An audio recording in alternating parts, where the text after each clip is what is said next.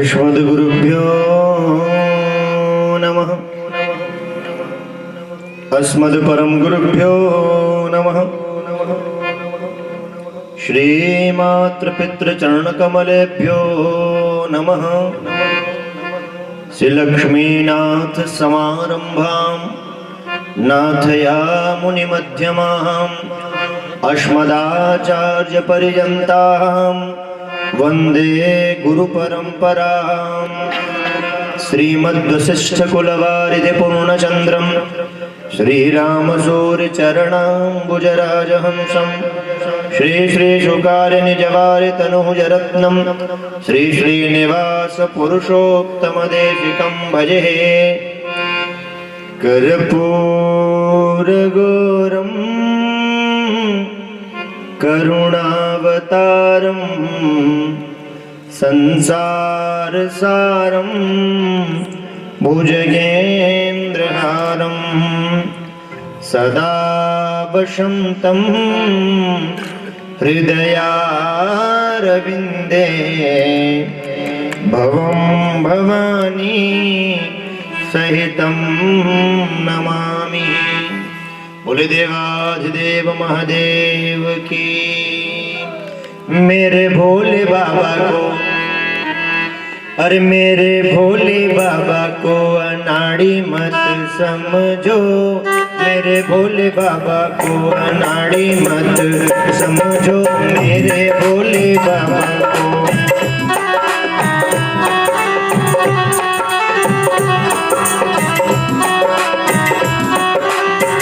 मेरे भोले बाबा को अनाड़ी मत समझो।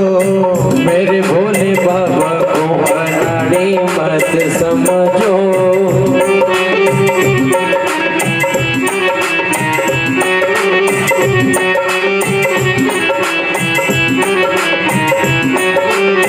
मेरे भोले बाबा को अनाड़ी मत समझो। मेरे भोले बाबा को अनाड़ी मत समझो। मेरे भोले बाबा को अनाड़ी मत समझो। मेरे भोले बाबा को अनाड़ी मत समझो।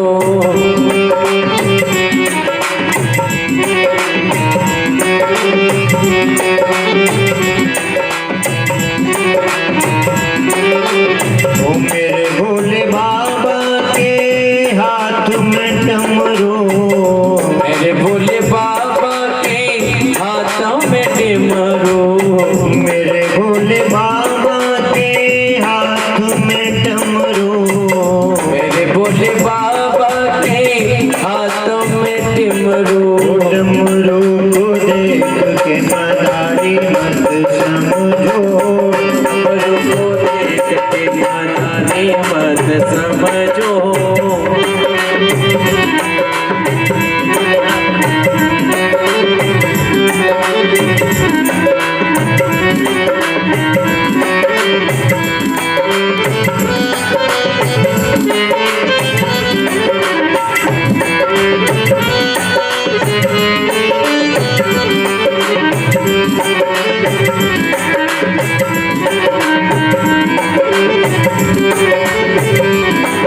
ओ मेरे भोले बाबा के हाथ में त्रिशूल। मेरे भोले बाबा के हाथों में त्रिशूल। मेरे भोले बाबा के हाथ में त्रिशूल। मेरे भोले बाबा के हाथों में त्रिशूल। त्रिशूल देख के शिकारी मत समझो। त्रिशूल देख के शिकारी मत समझो। मेरे भोले बाबा को अनाड़ी मत समझो। मेरे भोले बाबा को अनाड़ी मत समझो।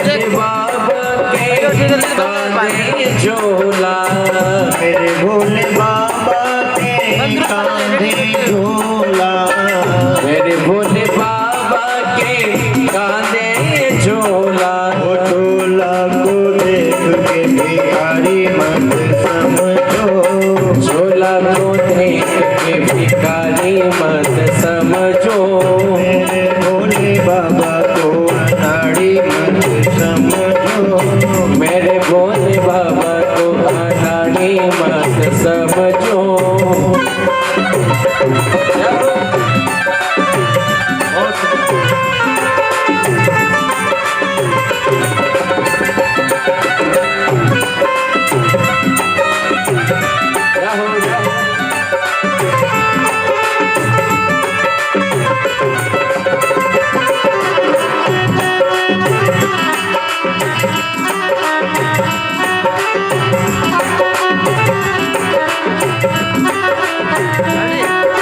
मेरे भोले बाबा को अनाड़ी मत समझो।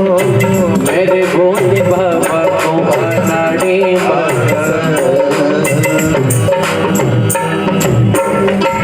कुलदेवाधिदेव महादेव की जय हो। भाविहु मैट सकहीं त्रिपुरारी,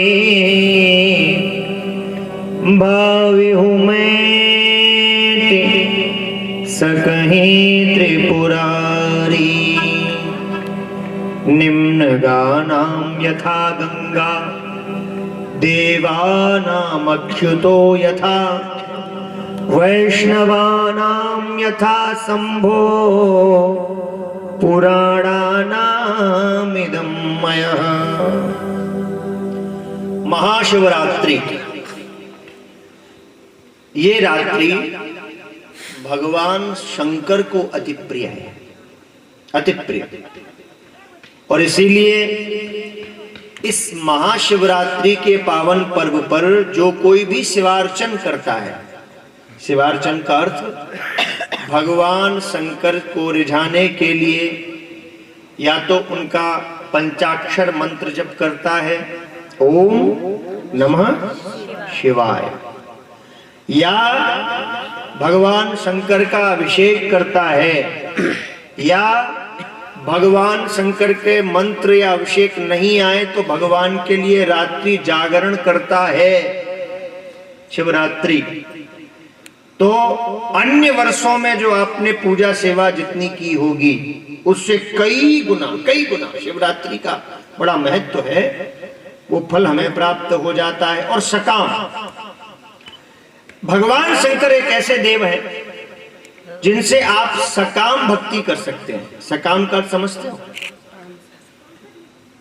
यानी कि आरती के बदले मांग भी सकते हो। यद्यपि निष्काम भक्ति होती है अन्य देवताओं की, लेकिन भगवान शंकर एक ऐसे देव हैं जिनकी सकाम भक्ति गृहस्थ जीवन में की। अच्छा, गृहस्थी तो बिना मांगे रहेगा नहीं वैसे भी, क्योंकि गृहस्थ जीवन में सब कुछ चाहिए। जिसके पास सब कुछ है उनको भी बहुत कुछ चाहिए। अब जैसे उदाहरण दूं, अब किसी के पास में मान लो टीवी फ्रिज सब है पर फिर भी नहीं मानेगा। गृहस्थी की आदत ही ऐसी है, वो कहेगा कि टीवी हमारी 32 इंची की फोड़ी है, मोटी चाल 56 इंची की भेजो, और फ्रिज मारो फोरो है, डबल डोर लो है, 2 दरवाजा मारो। तो गृह कारज नाना जंजाला, गृहस्थियों में मांगना बुरी बात थोड़ी है, भगवान से मांगो है? दुनिया से भला हम क्या मांगे, दुनिया तो खुद ही भिकारन है, मांगो उस डमरू वाले से, जहां होता कभी इनकार नहीं, दरबार हजारों देखे हैं पर ऐसा कोई दरबार नहीं जिस गुलशन में तेरा नूर न हो, ऐसा तो कोई गुलजार नहीं, दरबार हजारों देखे हैं। वो नेत्र नहीं मोर पंख हैं बस, जिनसे प्रभु का दीदार न हो। मोर पंख देखा है? उस पे भी आंख होती है और सुंदर होती है, अपने से भी सुंदर होती है उसकी आंख, लेकिन कड़ी काम नहीं हो, किसी काम की नहीं है। अब किसी के सुंदर नेत्र हो और खूब काजल लगा करके बड़े बड़े रखता हो, मेकअप कर करके, लेकिन उन नेत्रों से भगवान का दर्शन न करे, हैं? दीदार का अर्थ होता है दर्शन करना, उर्दू भाषा दीदार, तो वो नेत्र नहीं मोर पंख है बस, जिनसे प्रभु का दीदार न हो। और वो दिल नहीं पत्थर होता है, वो दिल नहीं पत्थर होता है, जिस दिल में प्रभु का प्यार नहीं। दरबार हजारों देखे हैं, पर ऐसा कोई दरबार नहीं, जिस गुलशन में तेरा नूर न हो। ऐसा तो कोई गुलजार नहीं, दरबार हजारों देखे हैं। दुनिया से भला हम क्या मांगे, दुनिया तो खुद ही भिका। अच्छा एक बात बता, अनुभव करना, मांगने की पद्धति तो होती है पड़ोसियों से, न किसी से, रिश्तेदारों से, पर बताओ वो भी किसी से मांगता है, किसी के भरोसे है कि नहीं? अरे नौकरी है तो सरकार के भरोसे है, परिश्रम है, खेत करता है तो खेती भगवान के, वो भी कहीं ना कहीं भरोसे ही है।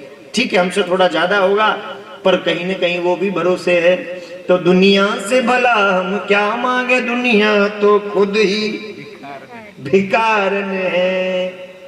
मांगो उस डमरू वाले से, जहां हो तक कभी इनकार नहीं। अच्छा अब एक और बात, दुनिया वाले वो नहीं दे सकते जिसकी हमें वास्तव में आवश्यकता है। आधुनिक भौतिक आवश्यकता पूरी कर देंगे, धन संपत्ति दे देंगे, पर किसी को बाल गोपाल बच्चे चाहिए हो तो भगवान चाहेंगे तो दे देंगे। एक पल नहीं लगेगा, 10-10 वर्ष 20-20 वर्ष होने के बाद भी भगवान चाहे तो संतान हो जाती है। भगवान चाहे तो आपको भौतिक वस्तुओं से ऊपर उठ करके जीवन की हर वस्तु भगवान दे सकते हैं। दुनिया वाले भौतिक चीजें दे सकते हैं, आपको घर मकान बनवा सकते हैं, आपकी TV fridge cooler car AC आदि लगवा सकते हैं, पर जो वास्तविक आवश्यकताएं हैं वो तो केवल भगवान ही पूरी कर सकता है। तो इसीलिए भाव हुमेट सके त्रिपुरारी, भगवान शंकर का गृहस्थ जीवन में शिवार्चन जरूर करना चाहिए, भगवान शिव की भक्ति अवश्य करनी चाहिए। और भगवान शिव की भक्ति का फल क्या है, क्या वास्तव में ऐसा कोई फल है? तो उसके लिए एक सुंदर कथा आप ध्यान से सुने, सत्य घटना है। काशी में एक ब्राह्मण रहते थे और उनके कोई संतान नहीं थी। तो उन्होंने बड़े देवरे धोखे, खूब देवताओं के यहाँ गए, पर उनके कोई संतान नहीं हुई। तो किसी ने कहा कि तुम भगवान शंकर की एक बार सेवा करके देखो, भगवान शंकर चाहे तो आपकी हर मनोकामनाओं को पूर्ण कर सकते हैं। तो ब्राह्मण देवता ने सोचा ठीक है करके देखते हैं, और उन्होंने भगवान शंकर की सेवा करना आरंभ किया, व्रत धारण किया, और देखो 5 महीने हुए ही नहीं, 4 महीने पूर्ण हुए, तब तक तो भगवान शंकर प्रकट हो गए भगवान शंकर, और कहा वरम ब्रूहि। काशी में जो ब्राह्मण रहते भगवान शंकर को प्रसन्न किए, तो भगवान शंकर ने कहा वरम ब्रूहि, मांगो क्या चाहिए? तो ब्राह्मण देवता ने कहा कि मेरे कोई संतान नहीं, सत्य घटना काशी की, मेरे कोई संतान नहीं है और आप कृपा कर दो। तो भोलेनाथ ने कहा कि कर तो देंगे, पर पुत्र 2 प्रकार के होते हैं, संतान भी 2 प्रकार की होती है। कौन सी? एक तो होता है सुपुत्र और एक होता है कुपुत्र। तो कौन सा वाला चाहिए बता? सुपुत्र होगा लेकिन उसकी आयु कम होगी, पर जीवन भर सुख देगा। कुपुत्र होगा, भगवान शंकर कहते हैं उसकी आयु ज्यादा होगी पर जीवन भर दुख देगा। अब बताओ क्या चाहिए? तो ब्राह्मण देवता ने कहा कि जीवन भर के दुख से अच्छा है थोड़ा सा सुख ही मिल जाए। तो कहा कि आप तो हमें सुपुत्र दे दो। तो भोलेनाथ ने कहा ठीक है परम तथास्तु, तुम्हारे सुपुत्र होगा लेकिन 5 वर्ष ही जिएगा। और वो तो अंतर्ध्यान हो गए। अब ब्राह्मण देवता दुखी भी और सुखी भी। सुख इस बात का कि चलो पुत्र होगा, भगवान की आज्ञा, लेकिन दुख इस बात का कि 5 ही साल रहेगा। अच्छा, ये कितनी सत्य जीवंत घटना है। किसी को आयु पता अगर चले, भगवान ने कितनी बढ़िया सिस्टम कर रखा है। ये जीवन मरण का सिस्टम अपने हाथ में ले रखा है। क्योंकि अगर किसी को पता लग जाए कि फलाने की आयु, हमारे बेटे की आयु, हमारे पति की आयु इतनी, कितना दुख हो उसको, वो रोटी नहीं खा पाए जीवन भर। अगर मालूम हो जाए कि ये तो 25 साल में कि 10 साल में, तो इसीलिए पता ही नहीं कि कौन कब जाएगा। हाँ, सब सबसे बड़े ना, सब सबसे छोटे हैं, कोई नहीं, कोई भी जा सकता है, कोई पहले जा सकता है, कोई भी। और आज के समय में तो यही हो रहा है। सो महाराज हारमोनियम में बैंजो या सितार, तो भगवान शंकर ने जैसे ही कहा 5 वर्ष, तो ब्राह्मण सुखी भी हुए और दुखी भी हुए। और कालांतर में समय आने पर उनके पुत्र की प्राप्ति हो गई। भगवान शंकर का आशीर्वाद, संतान नहीं थी, देखो हो गई।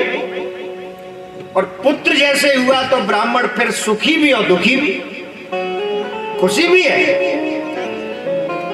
कि पुत्र हो गया, संतान हो गई, पर दुख भारी है क्योंकि पता है तो 5 ही साल तक है। 4 वर्ष तक वो बालक पिता के पास में रहा, उन्होंने खूब उसकी सेवा की। और जैसे ही अंतिम वर्ष आया 5वां, वो ब्राह्मण दुखी रहने लगे, रोते रहते। बेटा पूछता भी क्या बात है दादा पिताजी, तो कुछ बतावे नहीं, बल्कि खाली रोए। उन्हें मालूम था दुख भारी है। किसी ज्योतिषी के पास में गए और पूछा कि मेरे इस बालक की आयु नहीं है, 1 ही साल बची है, ऐसा कोई उपाय हो शास्त्रों में जिससे इसकी आयु बढ़ जाए, कृपा करके बताओ। तो ज्योतिषी ने कहा कि देखो, जब आयु निर्धारित है तो उसमें तो कोई कुछ कर नहीं सकता, विधाता का लेख है। लेकिन फिर भी अगर संत आशीर्वाद दे दे या कोई महापुरुष आशीर्वाद दे दे तो ये दीर्घायु हो सकता है। तो ब्राह्मण देवता ने कहा कि हमें कैसे पता लगे कौन संत है न कौन महापुरुष है, अब दुनिया में तो सभी है। तो ज्योतिषी ने कहा कि तुम इस झंझट में ही मत पड़ो कि कौन संत है कौन महापुरुष है, तुम तो अपने बच्चे से कहो कि सबको प्रणाम करे, जो भी आए सबको प्रणाम करे। अरे कोई ना कोई तो संत महापुरुष होगा जिसका आशीर्वाद इसको लगेगा। कितना सुंदर सिद्धांत है हमारे शास्त्र का। हमें भी अपने बाल गोपालों को हमेशा झुकना सिखाना चाहिए, प्रणाम करना सिखाना चाहिए। बहुत कुछ मिलता है जो आपको जीवन में कभी परिश्रम करके नहीं मिल सकता, वो आशीर्वाद से मिल जाता है। आशीर्वाद से तो आयु बड़ी हो जाती है। आशीर्वाद से तो जो मोटरसाइकिलों पर न जाने कहां का दौड़ करके जो दुर्घटना के लिए हम लोग सड़कों पर घूमते रहते हैं फिर भी बचते हैं, किससे? आशीर्वाद से, पुण्य से। इसलिए इससे कभी बाल गोपालों को वंचित नहीं करना चाहिए। और जाता कुछ नहीं है, और कुछ खरीदोगे तो पैसा लगेगा, प्रणाम करने में क्या पैसा लगेगा? संतों को, अपने से बड़ों को, समाजजनों को प्रणाम करना, झुकना सिखाओ। आजकल ये प्रवृत्ति बड़ी कम होती जा रही है। हाँ, विशेषकर युवाओं में, बच्चों में झुकना प्रणाम करना कुछ आता ही नहीं। पुराने लोगों को देखो, पगड़ी रख करके प्रणाम करते थे, हैं? पुराने समय में चरणों में सिर रख करके प्रणाम किया जाता था। समय बदला, लोग चरण छूकर प्रणाम करने लगे, और समय बदला, अब तो लोग खाली घुटना छूते हैं, झुकते ही नहीं। बच्चे भी आप देखना, बच्चे नहीं झुकते। क्यों? क्योंकि संस्कार विहीन हो रहे हैं। अब उस बालक के लिए ज्योतिषी ने कहा कि अगर ये सबको प्रणाम करेगा तो निश्चित इसकी दीर्घायु हो जाएगी। और वो ब्राह्मण देवता उस बालक को लेकर के गंगा के किनारे पहुंचा और उस बच्चे से कहा कि जो भी यहां से निकले तू सबके चरणों में प्रणाम कर बेटा, बस यही मैं चाहता हूं।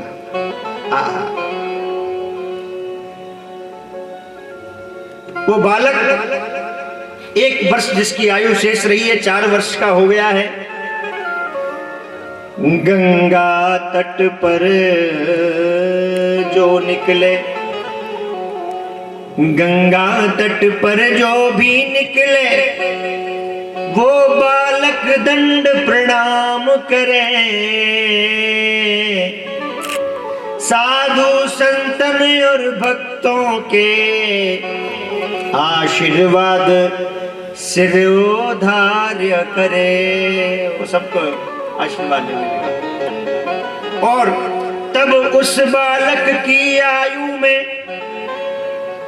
साल भर तक प्रणाम करता ही रहा। तब उस बालक की आयु में आयु के शेष दिन 3 रहे। अब उसकी आयु के केवल 3 दिन बचे हैं।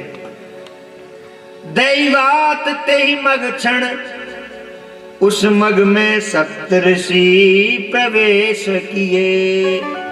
अब उस मार्ग में दैवात भगवान की कृपा सप्तऋषि वहां से निकले। सप्तऋषि,